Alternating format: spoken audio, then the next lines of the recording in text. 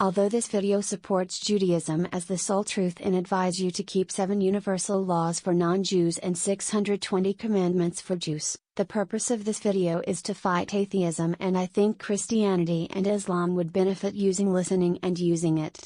Okay, let's go. This is a complicated and epically tragic situation. So, before we get to know how wrong things are, we need to keep in mind 2 things. 1. Even if an atheist scientist, at least at his 30s, realized that there is a God, do you really expect him/her to give up his/her life work? 2. The science world was prosecuted by Islam and Christianity. So, in fact, there are victims, and admitting God exists means giving absolute power to priests and imams. Now, I want to tell you about a druse boy from Israel named O'Neill after Shaquille O'Neal. And after not speaking on 2 first years at all, he suddenly started to speak fluent British English and none of Arabic without any in his surrounding to teach or even speak in front of him. He is not a genius. His only anomaly is that he speaks English fluently and unusually, in British accent.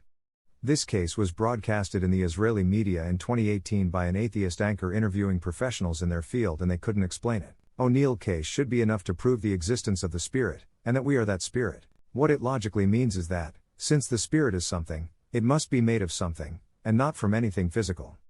There is a non-physical universe that the Spirit is coming from and going to when we die. That world is parallel and linked to this world. Since a baby that is being born in C-section is born alive, the Spirit enters the body while the baby is still in the womb. Do you have a question? Send it to me and I'll post in another video. This is Professor Eliyahu Ripps, an Israeli mathematician, and 28 years ago he developed, with 2 others, a software that finds word in a huge text, also known as the biblical code. As they published their discovery, it was treated as a fraud and a religious science. That affected their reputation, and in the effort to fight over their name they published books about the biblical code and how it is statistically different than any other big text. This is an example of how the mainstream of the science world is dealing with evidence that come to them about Christianity, Islam, and Judaism.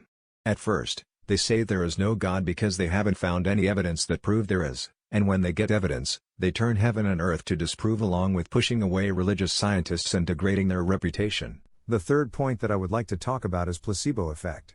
The placebo effect is when a sick person is relieved by believing he got treatment while he got none. So, what it means is that by power of believing we can cure ourselves. The questions remaining: how much humankind loses by exaggerated skepticism? What is the most phenomenal case of placebo effect recorded? Can it be because we have a spirit, and that spirit is what miraculously cure the body? What else can it/we do?